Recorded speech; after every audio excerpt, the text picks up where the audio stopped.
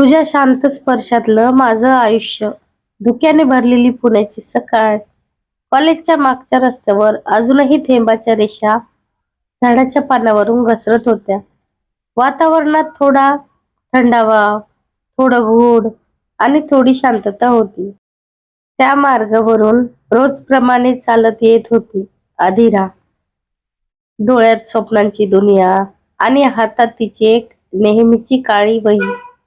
आजही तिचं मन नेहमीपेक्षा जास्त गोंधळलेलं होतं, कारण आज तिचा कॉलेजचा शेवटचा दिवस होता. गेल्या 3 वर्षात तिनं या रस्त्यालाच किती गोष्टी सांगितल्या होत्या.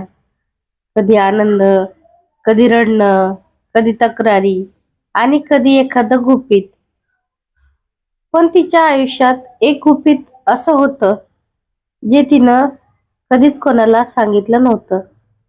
आरव बद्दलचं तिचं प्रेम.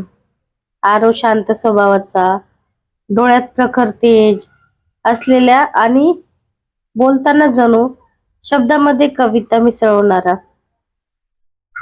तो वर्गातला सगळ्यांना मदत करणारा मुलगा. पण आधिरासाठी तो तिचा न बोललेला आधार होता. ती कॉलेजमध्ये आली तेव्हा पहिल्या दिवशी पाय घसरून पडली होती. तिची वही पूर्ण चिखलात पडली होती. आजूबाजूचे सगळे हसू लागले. फक्त एकच हात पुढे आला होता, आरवचा. सगळे सगळे हसत आहेत, त्यांना हसायच द्या. तू ठीक आहेस का? तिने पहिल्यांदाच त्याचे डोळे जवळून पाहिले. शांत, काळजीने भरलेले आणि कुठेतरी मनाला भिडणारे. त्या दिवसानंतर दोघांची छोटी छोटी भेटी सुरू झाल्या. एकत्र असायची गरज नव्हती, पण कुठेतरी दोघं नेहमी एकमेकांच्या आसपास असायची. कधी कॅन्टीन मध्ये चहा, कधी लायब्ररीत एकत्र टेबल, कधी प्रोजेक्टची चर्चा. पण कुणालाही दिसावं असं दोघं कधीच बोलत नव्हते. अधीराच्या मनातलं प्रेम वाढत होतं. आरवच्या मनातलं तिला कळत नव्हतं. ती बोलायची, खूप वेळा इच्छा झाली, पण भीती जास्त होती.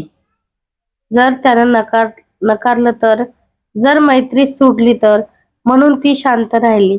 तर कशी वाटली कथा तुम्हाला नक्की कमेंट करून सांगा. परत भेटूया पुढच्या व्हिडिओमध्ये.